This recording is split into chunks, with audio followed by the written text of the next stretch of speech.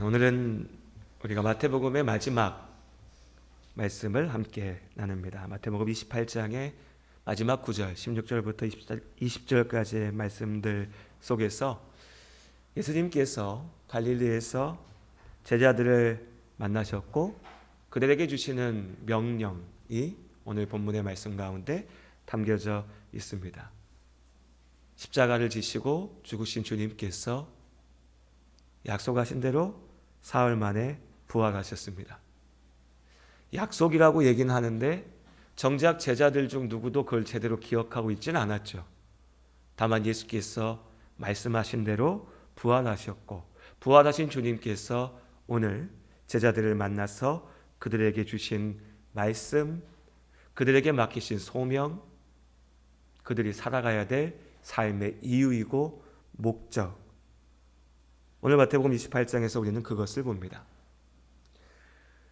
예수가 그리스도, 하나님의 약속하신 구원자시라고 하는 사실의 가장 분명한 증거는 그가 죽음을 이기시고 부활하셨다는 것입니다. 예수 그리스도께서 부활하셨습니다. 역사 속에 특별히 예수께서 부활하시고 난 이후에 내가 재림주다, 내가 다시 온 예수다, 아니면 나도 또한 어떠한 신이다라고 얘기하며 온갖 모양으로 부활을 외치고 그렇게 예수님의 부활을 모욕하고 조롱하며 혹은 어떠한 이들을 현혹시켜서 무너뜨리려고 하는 수많은 시도들이 있었지만 그 모든 거짓들은 분명하게 다 드러났습니다. 왜냐하면 너무나 분명하게 부활이라고 하는 것에는 증거가 있어야 되거든요. 말 그대로 죽은 자가 살아나야 되거든요. 확인할 수 있다는 겁니다. 예수 그리스도께서 부활하심이 그 예수께서 하나님의 아들이시며 또한 하나님이시기에 우리를 구원하신다는 가장 분명한 증거가 됩니다. 다시 얘기하면 이 부활이 거짓이라면 예수께서 말씀하신 모든 것들은 다 거짓인 겁니다. 거짓을 말하는 자가 외치는 진리라는 것은 한없이 가벼운 것이니까요. 이 부활이 거짓이라면 예수께서 보이신 그 사랑이라고 하는 것도, 제자들을 향한 사랑, 사람들을 향한 사랑이라고 하는 것도 너무나 가볍습니다. 왜요? 아무런 능력도 없으니까요. 사랑한다고 하는데 해줄 수 있는 것이 아무것도 없는 겁니다. 죽음 앞에서 누구도 구하지 못하는 거죠. 그런 사랑인 거죠. 우리도 그 사랑할 수 있습니다. 하나님을 알지 못하는 사람도 사람이라면 내 가족을, 내 자녀를, 내가 사랑하는 사람들을 그런 모양으로 사랑할 수 있습니다. 너무너무 사랑해. 근데 내가 해줄 수 있는 건 없어. 나에게 능력이 없으니. 부활이 없다면 예수의 사랑도 그런 것이죠. 그래서 예수 그리스도가 참으로 그리스도시냐, 예수 그리스도 안에 구원이 있느냐라고 할 때 우리는 이 한 가지 사실만 확인하면 됩니다. 예수께서 참으로 부활하셨는가. 그리고 우리는 그 부활의 가장 분명한 증인들을 봅니다. 바로 예수님의 제자들이죠. 예수님의 제자들은 말 그대로 예수님과 함께 먹고 마시며 함께 살았습니다. 예수님을 알았죠. 그리고 그 예수님의 십자가 죽음을 보았습니다. 예수가 정말로 살아 있었냐라고 하는 것에 대한 가장 분명한 증인도 바로 이 제자들이고요. 예수가 십자가에 달려 죽었냐라고 하는 것에 가장 분명한 증인도 바로 이 제자들입니다. 그리고 그 예수가 죽음을 이기고 부활하셨냐라고 하는 것에 가장 분명한 증인들 역시 바로 이 제자들이죠. 그럼 누군가는 이렇게 반문할 수도 있습니다. 아니, 그래, 예수의 제자들이잖아. 예수 좋다고 따라다녔던 사람들이잖아.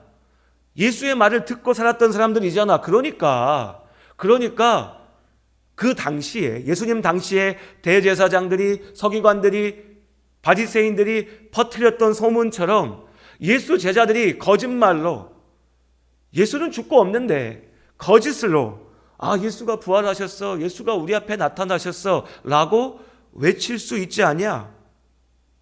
거짓말로 증언할 수 있지 않냐?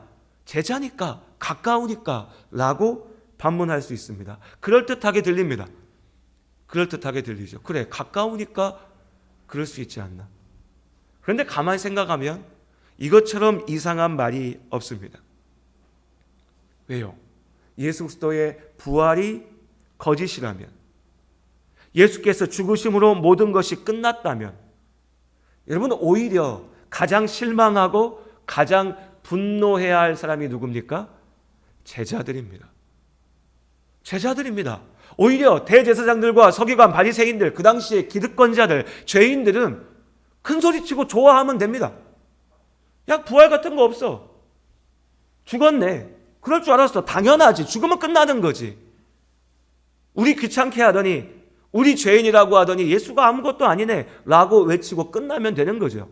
그런데 제자들은요, 그 예수를 따르며 그 예수 가운데 나의 인생을 걸었습니다. 예수 그리스도의 말을 믿었습니다. 예수께서 나를 구원해 주실 거라고 그 소망 안에서 살았습니다. 그런데 예수께서 죽으셨다면 나의 모든 소망이, 나의 모든 기대가, 나의 모든 믿음이 다 무너져 버리는 거라고요. 그런데 그 제자들이 예수께서 죽으시는 것을 내가 분명히 보았는데, 그리고 부활하지 않았는데, 그런데 사람들을 찾아다니면서 예수님 부활했어 외친다고요? 가까웠으니까, 친하니까? 아니요. 가까웠으니까, 더 잘 아니까 더 실망해야 되고, 더 분노해야 되고, 더 도망쳐야 되는 겁니다. 더 외치고 다녀야죠. 내가 예수가 진짜인 줄 알고 따라다니는데 알고 보니까 다 거짓말이더라. 예수도 죽고 다 끝났다.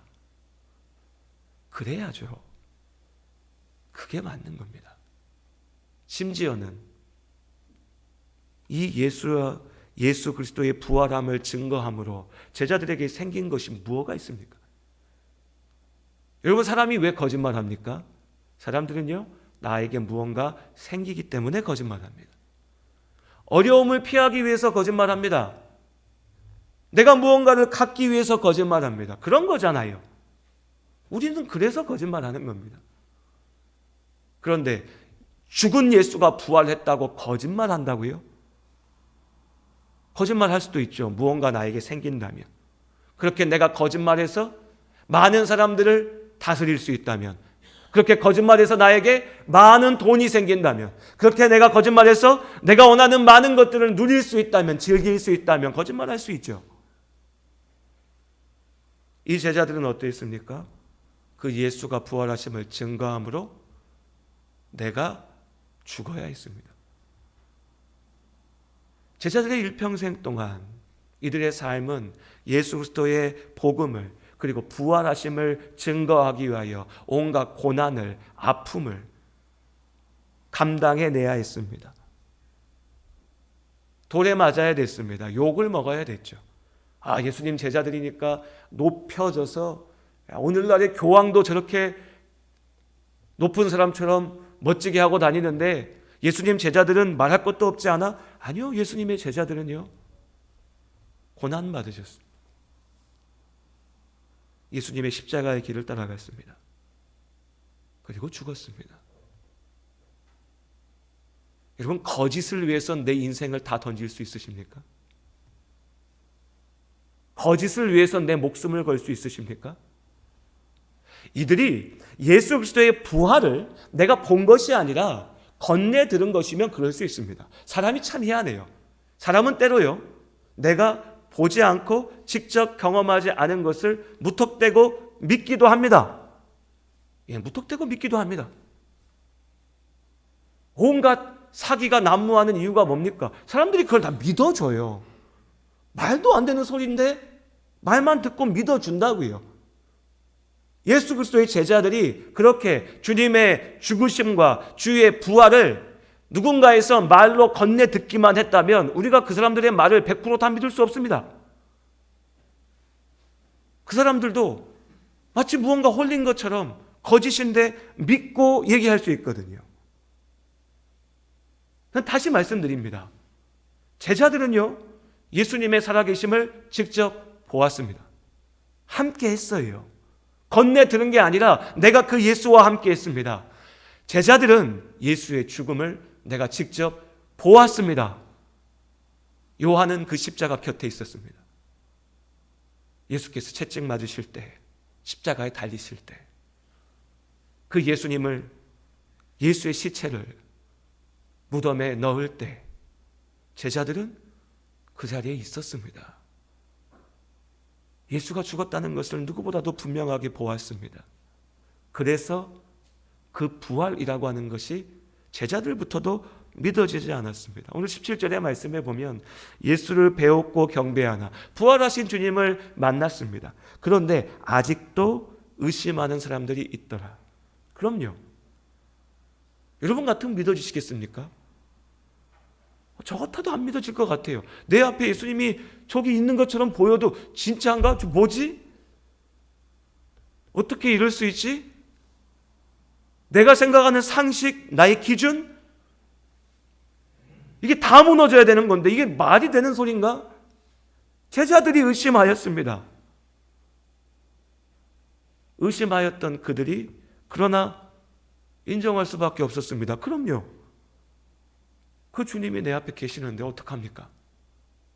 부활하신 주님을 내가 만났는데 그분과 함께 다시 밥을 먹었고 다시 그분을 만졌고 다시 그분과 대화했으니 이 제자들이 예수님의 부활하심을 믿을 수밖에요. 믿는 게 아니죠. 그냥 안 겁니다. 예수께서 부활하셨습니다. 그리고 이후에 그들이 본 그대로, 그들이 경험한 그대로 세상 앞에 자신의 인생을 걸고 목숨을 던져서 증거하였습니다. 예수께서 부활하셨다. 예수 그리스도의 그 십자가 가운데 우리의 구원의 은혜가 있다. 그들의 증거를 통하여 오늘 우리가 예수 그리스도를 믿습니다. 예수께서 부활하심을 믿습니다. 약속하신 대로 우리 가운데 다시 오실 것을 믿습니다. 어렵습니다. 참 어렵습니다. 목사님, 내가 목사님이랑 인간적인 관계 때문에라도 교회 한두 번 갈 것도 같긴 한데 난 진짜 안 믿어져서 못 가겠습니다 라고 말하는 사람들도 있습니다. 너무나 이해가 됩니다. 그렇지 않습니까? 너무나 이해가 돼요. 예수 그리스도가 날 위해 죽었다고? 누군지도 모를 그 사람이 왜 나를 위해서 죽지? 2000년 전에 있었던 그 사람이 나를 위해 죽었다고? 그게 나랑 무슨 상관인데? 그 사람이 죽고 나서 나의 죄를 씻었다고 내 삶이 뭐가 달라지는데? 당연히 그렇게 생각되지 않겠습니까? 하물며 죽음을 이기고 부활했다고 내가 그걸 어떻게 믿어? 내 앞에서 죽고 살아나 봐 라고 외치는 것이 우리의 모습이죠. 그러나 하나님께서는 가장 분명한 증거를 이미 우리 앞에 너무나 많이 보여주셨습니다. 너무나 많은 걸 보여주셨다고요. 저 땅 사면 부자 돼. 저 주식 사면 잘 될 거야. 인생 살 때 이렇게 살아야 돼. 저 직장에 가야 돼. 돈이 이만큼 있어야 돼. 저런 사람과 만나야 돼. 세상이 말하는 온갖 이런 말들보다 훨씬 더 분명한 증거들을 우리 앞에 주셨다고요. 그런데 많은 사람들은 그 사람들의 말에는 귀를 기울이고 그 기준에 맞춰서 그대로 살기 위해서 발버둥을 치면서 정작 우리 앞에 너무나 분명하게 주신 이 증거들 앞에는 눈을 감아버립니다. 귀를 닫죠. 귀찮고 복잡하고 어렵고 목사가 말하면 다 똑같은 얘기 하겠지 뭐, 예수 믿으라 하겠지 뭐, 난 모르겠어.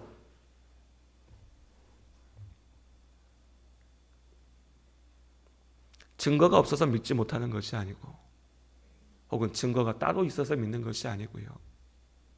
우리가 예수 그리스도를 믿을 수 있음이 또한 하나님의 은혜인 줄로 믿습니다. 하나님께서 우리 안에 이 믿음을 주셨습니다. 이 자리에 계신 우리 성도님들 가운데도 내가 아직 그래 하나님 계신 것 같고 하나님 앞에 뭔가 좋은 거 있는 것 같고 하나님 믿으며 사는 것도 나쁘지 않을 것 같은데, 교회 갔는데 목사가 그냥 마음 편한 좋은 얘기만 하면 좋겠는데, 예수님 부활하셨다고 하면 이런 거 잘 안 믿어지고, 기적을 행하셨다고 하면 그 기적이 나한테 일어나기 전까지는 도대체 저게 뭔가 싶기도 하고, 이런 마음 때문에 알게 모르게 의심이 될 때도 있고 고민이 될 때도 있고 어려운 분들도 계실 겁니다. 그 마음 가운데 하나님께서 이 분명한 믿음을 주시기를 원합니다. 그것을 위하여서 우리가 함께 기도합니다. 그러니 그런 어려움 가운데, 그 믿음의 도전 가운데 있는 분이 계시다면 포기하지 마시고요, 하나님 앞에 기도하십시오. 내가 적당히 있다 보니까 교회 5년, 10년, 20년 이렇게 지나왔네. 근데 나는 여전히 이게 진짜인지 확 믿어지진 않아 라고 생각한다면 적당히 그렇게 던져놓고 지나가지 마시고요, 붙잡고 무릎 꿇고 기도하십시오. 이 믿음 붙잡지 않으면요, 하나님 나라의 소망은 나에게 없는 겁니다. 이 믿음 붙잡지 않으면 이어지는 제자들에게 주신 말씀은 나와 아무 상관없는 말이 되는 겁니다. 오늘 제자들은 부활하신 주님을 만나서 그 주님께서 주신 말씀을 들었습니다. 이제 우리도 그 믿음 위에서 이 말씀을 받는 겁니다. 예수께서 제자들에게 말씀하십니다. 명령입니다. 사명, 너희가 해야 돼 라고 하는 명령이죠. 동시에요, 이들이 어떻게 살아야 되는가, 삶의 방법을 규정하는 기준이고요, 곧 삶의 목적입니다. 무엇을 위해 사는가? 나는 무엇을 위해 살고 있는가? 여러분, 무엇을 위해 사십니까? 무엇을 위해서 나는 지금 살고 있습니까? 가장 불쌍한 삶은 수단이 목적이 되는 삶입니다. 돈은 수단입니다. 돈 필요합니다. 세상 살기 위해서. 그런데 내 인생의 목적이 돈 벌기 위해 사는 거면 그 인생은요, 제일 불쌍한 인생입니다. 건강해야 됩니다. 100세 시대라고 하는데 몸이 아파서 40년, 50년 살면 너무너무 안타깝죠. 정말로 어떤 분들이 얘기하는 것처럼 나 그럴 바엔 차라리 죽는 게 낫겠다라고 말하는 말이 그냥 하는 말이 아니라 내 마음에서 나오는 말이 될 수 있습니다. 건강해야죠. 건강해야죠. 그런데 건강이 목적이면, 나 건강하게 살아야 돼. 그럼 여러분, 지금 건강할 때 그냥 내가 죽으면 됩니다. 극단적으로 말하면 그렇습니다. 건강이 내 인생의 목적이면 나는 건강하기 위해서 살아. 그건 수단입니다. 수단. 돈도 수단이고요, 내 몸도 수단이고요, 건강도 수단입니다. 내 목적을 이루기 위해서 나에게 필요한 거죠. 무엇을 위해 삽니까? 가족 위해서요. 가족 위해 산다라고 하면서 자녀들이 부모 곁을 떠나서 독립하면 막 세상이 무너진 것처럼, 근데 그 자녀들은 그것이 기쁨인데, 그들의 목적인데, 그것이 제대로 사는 삶인데, 내가 죽을 때가 되고 내가 하나님 앞에 나아갈 때가 되면 그 누구도 내 곁에 대신해서 있어주지 못하는데 그것이 목적이라고요? 무엇을 위해 삽니까? 꿈을 이루기 위해. 60, 70 이상 살아보신 우리 성도님들 더 잘 아시죠? 그 꿈이라는 것도 인생의 한 부분일 뿐입니다. 지나가면 아무것도 아니죠. 오늘 예수께서 제자들에게 말씀하십니다. 18절의 말씀에 하늘과 땅의 모든 권세를 내게 주셨으니, 먼저 선포하십니다. 하늘과 땅의 모든 권세가 나에게 있다. 예수 그리스도 안에 있다. 예수께서 세상에, 온 우주의 권세자 되십니다. 권세, 힘입니다. 우리는 인생 살면서 참 별것 아닌 힘 앞에서도 쩔쩔맵니다. 직장 상사를 만나면 참 마음이 어렵고 불편해지고 괜시리 눈치도 보입니다. 인사권자, 공무원분들, 시장 만나면 아무래도 움츠러질 수밖에 없죠. 내 자리를 그 사람이 결정하고 내가 그 사람 때문에 승진할 수도 있고 내가 그 사람 때문에 참 힘들어질 수도 있으니까 당연히 그렇습니다. 사업하시는 분들, 부자 만나면요 괜히 움츠러듭니다. 돈 많은 사람 만나면 저 사람이 나한테 뭔가 도움이 될까? 혹은 저 사람이 저 많은 돈을 가지고서 나를 힘들게 할까? 세상 권력자 만나면 고개 숙이게 됩니다. 저 사람이 가지고 있는 저 힘을 가지고서 나를 어렵게 하면 어떨까? 우린 그렇게 권세 앞에 쩔쩔매죠. 그런데 생각해보면 좀 이상합니다. 내가 그 직장 때려치고 남은요, 사장이든 회장이든 그 회사 가지고 있는 사람이 나랑 무슨 상관입니까? 그 회사가 내 인생하고 아무 상관없습니다. 그 직업이 나를 규정하는 게 아니거든요.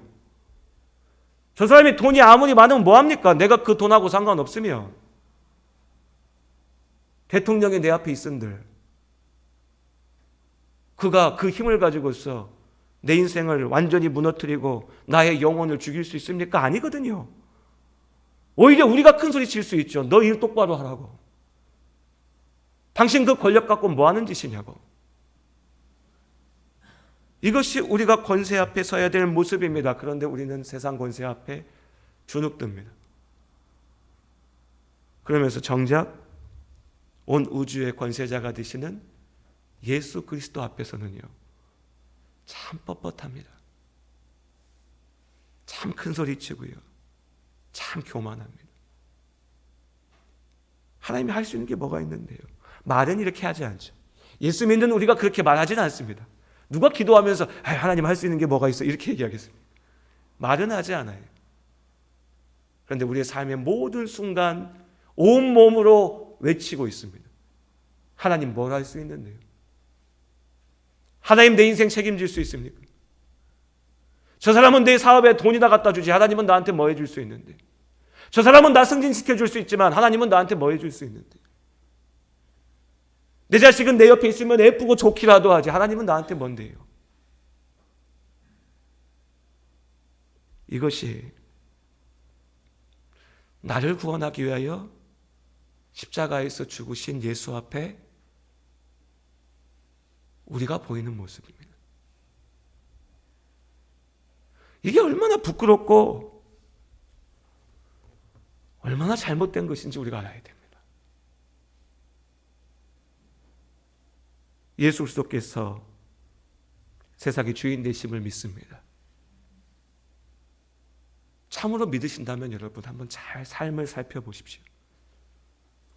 내가 참으로 하나님의 권세에 의지해서 살고 있는가? 아니면 하나님은 저 뒷방에 어디에 모셔놓고 내 눈에 그럴듯하게 보이는 사람들 앞에 주눅들어서 온갖 군데 돌아다니며 살고 있는가? 그도 아니면 나 혼자 잘났다고 큰소리치면서 살고 있는가? 세상의 주인 되신 예수께서 우리에게 말씀하십니다. 우리 19절과 20절의 말씀 함께 한 목소리 읽겠습니다. 함께 읽습니다. 그러므로 너희는 가서 모든 민족을 제자로 삼아 아버지와 아들과 성령의 이름으로 세례를 베풀고 내가 너희에게 분부한 모든 것을 가르쳐 지키게 하라. 볼지어다 내가 세상 끝날까지 너희와 항상 함께 있으리라 하시니라. 너희는 가서 모든 민족, 모든 사람들 가운데 그들을 제자로 삼아라. 제자로 삼는다는 것은 아버지와 아들과 성령의 이름으로 세례를 베풀어라. 이건 제자를 삼는 것과 같은 걸 얘기합니다. 그러니까 제자 삼는다라고 하는 말이 정확히 안 들어오잖아요. 구체적으로 설명하는 거죠. 아버지와 아들과 성령의 이름으로 세례를 베풀라. 또요, 내가 너희에게 분부한 모든 것을 가르쳐 지키게 하라. 세례를 베풀라고 하니까 그냥 막 불러다가 자 성부 성자 성령 이름으로 세례를 베풉니다. 이게 다가 아니고요. 그들에게 예수께서 말씀하신 모든 것, 복음의 말씀을, 하나님 나라의 약속을, 구원의 소망을, 부활의 능력을 그것을 전하고 그것을 가르쳐서 지키게 하는 것, 그렇게 살게 하는 것, 그렇게 제자로 삼으라. 이것이 예수께서 우리에게 명령하신 삶의 목적이고 우리의 소명입니다.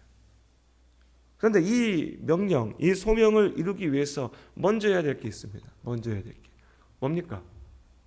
우리가 먼저 제자여야 하죠. 내가 제자가 아닌데 누굴 제자 삼습니까? 내가 진리가 뭔지도 모르는데 누구한테 가서 진리를 얘기합니까? 그게 사기꾼이죠. 그게 사기꾼입니다. 나는 믿지도 않고 나는 진리라고 생각하지도 않은 걸 갖다가 떠들고 다니면 그게 사기꾼이죠. 예수 그리스도의 명령을 이루기 위해서는요, 우리가 먼저 제자여야 됩니다. 가르치기 위해서 내가 먼저 알아야 됩니다. 믿으라 권면하기 위해서 내가 먼저 믿음 안에 있어야죠. 이 자리에 계신 우리 성도님들 대부분 성부와 성자와 성령의 이름으로 세례를 받으셨습니다. 그 세례를 받을 때 고백했던 그 믿음, 내가 여전히 잘 붙잡고 있는가? 나는 지금 예수 그리스도의 복음을 믿음으로 살고 있는가? 나는 하나님의 소망을, 하나님 나라의 그 구원의 소망을 마음에 품고 살고 있는가? 아니면 어느 순간에 다 흩어지고 옅어져서 교회만 왔다 갔다 하면서 그렇게 하고 있는가? 이 자리에 계신 모든 분들 예수 그리스도의 제자로 부르심 받으신 줄로 믿습니다. 우린 제자로 부름 받았습니다. 우리에게 직업이 있죠. 우리의 가정이 있습니다. 우리의 삶의 모습들이 있습니다. 그 모든 것을 넘어서 우리를 부르신 가장 분명한 정체성이요, 우리가 예수 그리스도의 제자라는 겁니다. 길 잃지 마시길 바랍니다. 나의 소명과 내 인생의 목적을 잊지 마십시오. 예수께서 우리를 제자로 부르셨습니다. 그 제자된 우리가 이 예수의 복음을 전합니다. 이 말씀을 우리는 흔히 전도해야 되는 말씀으로 생각합니다. 그렇죠? 제자 삼아야 되니까 어떻게 합니까? 예수 그리스도의 복음을 전해야죠. 전도한다고 하면 우리가 어떻게 하죠? 어떤 사람을 교회로 데려오는 겁니다. 교회로 데려오는 겁니다. 교회로 데려오는 것, 한 사람을 교회 안에 데려다 놓는 것이 전도입니까? 여러분, 이건 대답을 한번 해보시죠. 전도입니까? 전도를 안 하셨으니 지금 전도 맞죠? 전도한 거죠. 내가 주의 복음을 전한 거니까. 근데 전도의 시작이죠. 전도의 시작이죠. 우리 처음에 교회 가자고 할 때 뭐라 얘기합니까? 예수 그리스도의 복음을 전하고 부활하심을 증거하고 이걸 믿으니까 우리 같이 가서 예배드리자, 이렇게 얘기합니까? 그렇게 얘기하지 않지 않습니까? 그냥 한번 가보자. 당신 나랑 살려면 가야지. 야, 교회 가면 복 받아, 와봐. 우리 목사님 말씀 들으면 기분 좋아지니까 와봐, 이렇게 얘기하시는지 모르겠어요. 우리 그냥 그렇게 얘기하죠. 한번 가보자. 교회 참 좋아. 교회 가면 잘 될 거야. 복 받을 거야. 기도해 준대, 와봐. 이렇게 얘기해야죠. 예, 전도입니다. 부르는 거죠. 끝은 아니죠. 그건 끝은 아닙니다. 예수께서는 그냥 교회에 앉혀놓으라 이렇게 얘기하지 않으셨잖아요. 예수님께서는 제자로 삼으라 말씀하셨습니다. 그럼 어찌해야 됩니까? 우리가 사랑하는 이들 앞에 예수 그리스도의 제자됨이 무엇인지 보여야겠죠. 나의 삶으로요. 나의 삶으로. 나의 입술로. 내가 사랑하는 사람들에게 교회 가라는 얘기는 합니다. 근데 여러분, 교회 가라는 얘기 말고요, 예수를 믿는 사람답게 사는 삶에 대해서 얘기하십니까? 예수자도 빼도 돼요. 어차피 믿음 없는 사람들이라면 예수자도 빼도 됩니다. 야, 내가 생각할 때는 인생 살 때 이렇게 살아야 될 것 같아. 난 지금 그렇게 살고 있어. 이게 맞는 길인 것 같아. 아니, 이게 맞는 길이야. 나는 확신해. 너도 이렇게 살면 좋겠다. 이렇게 말씀하십니까? 참 많은 사람들이요, 교회 가자, 예수 믿자. 그리고 삶의 모양들 속에서는요, 세상 사람들과 똑같은 얘기합니다. 직장 구할 때, 야, 한 푼이라도 더 돈 많이 주는 데 가야지. 야, 그래도 세상에서 인정받는 일 해야지. 편한 일 해야지. 야, 하나님 보시기에 기뻐하시는 일 해야지. 우리 자녀들에게 뭐라고 얘기해야 됩니까? 인생의 아픔으로 어려워하고 있는 친구들이 있으면, 야, 인생 살다 보면 그런 거 다 그런 거야. 야, 뭐 어떡하냐. 인생이 그렇지.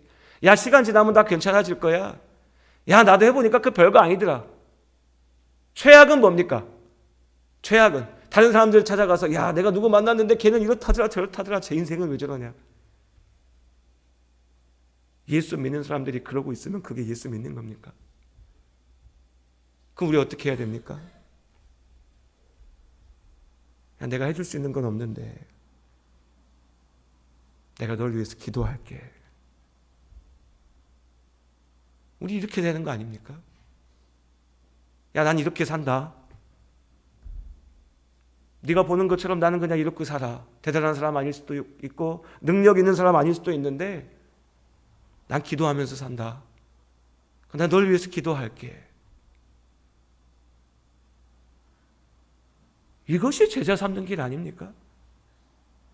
이것이 제자의 삶이겠죠. 얘기하면 끝없이 얘기할 수 있을 겁니다. 제자의 삶에 대해서. 우리는 모르지 않습니다. 알지만 자꾸 잊어버리죠. 오늘 예수님께서 우리에게 주신 이 말씀을 기억하면서 이 한 주간 동안 우리 모든 성도님들 정말 기도하면서 한번 고민해 보셨으면 좋겠습니다. 나 예수 믿는 사람인데 나 연약한 믿음이지만 그래도 내가 예수님 믿고 하나님 안에 있다고 믿는데 나 어떻게 살아야 되지? 나 지금 제대로 살고 있나? 그리고 내가 사랑하는 사람들 앞에 나는 어떤 모습을 보여야 될까? 어떻게 살아야 될까? 고민하고 도전해 보았으면 좋겠습니다. 그렇게 도전할 때요, 예수님께서 우리에게 말씀하십니다. 그런데 얘들아, 내가 세상 끝날까지 너희와 항상 함께 할 것이다. 마태복음의 마지막 구절입니다. 내가 세상 끝날까지 너희와 항상 함께 하겠다. 그런데 여러분 이거 아세요? 마태복음을 시작할 때 성경을 좀 읽으신 분들은 기억나시죠? 마태복음의 시작은 족보로 시작합니다. 예수 그리스도의 혈통, 계보로. 그 족보의 끝에 무슨 말이 있는지 아십니까? 마태복음 1장 23절에 천사가 와서 마리아에게 구원자 그리스도가 나실 것임을 약속하면서 아이를 낳을 것이니 그의 이름을, 우리 성탄절 다가오죠. 성탄절에 우리 항상 보는 구절이지 않습니까? 아이를 낳을 것이니 이름을 임마누엘이라. 임마누엘의 뜻이 무엇입니까? 하나님이 너희와 함께 하신다. 마태복음의 시작과 끝은 같은 것을 이야기합니다. 하나님이 너희와 함께 하신다. 하나님이 우리와 함께 하심을 믿습니다. 하나님께서 우리 성도님들 한 분 한 분의 삶 가운데 지금 함께 하십니다. 그러니 여러분, 내가 스스로 포기하지 마시고요. 나의 감정에 빠져서 홀로 괴로워하지 마시고요. 나의 환경 가운데 짓눌려서 스스로 무너지지 마시고요. 지금 나와 함께 하시는 하나님을 기억하시길 바랍니다. 그 하나님 앞에 진실한 마음으로 기도할 때 하나님께서 우리를 위로하시고 힘주시고 살아가게 하실 것을 믿습니다. 기도하시겠습니다. 하나님,